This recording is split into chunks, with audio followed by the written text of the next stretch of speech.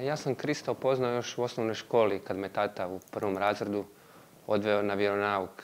I po Božoj milosti to je bio onaj Isus, dobri Samaritanac, koji brine za ljude, koji pomaže ljudima, osobito onima u velikim nevoljama.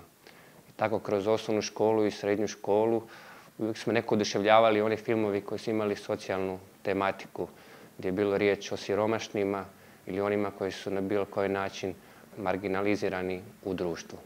Kroz srednju školu, kad sam imao svoja lutanja, se malo čak i odvojio jedno vrijeme od crkve, shvatio sam zapravo da ne mogu pomagati drugima kad ni samom sebi ne mogu pomoći.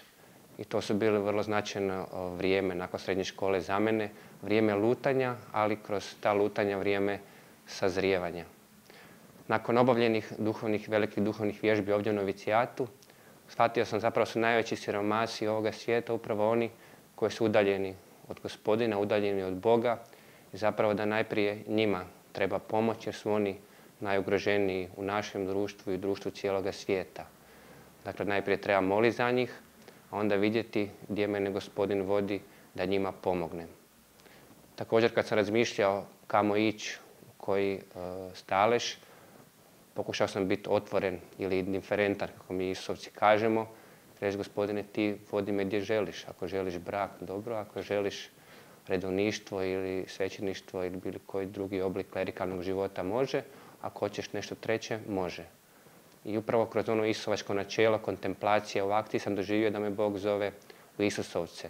Znači, kontemplacija, vrijeme koje posvećujem Bogu u osobnoj molitvi, u razgovoru, u šutnji s njime. I to vrijeme nadahnjuje zapravo i vodi tamo gdje bi trebao pomagati ljudima.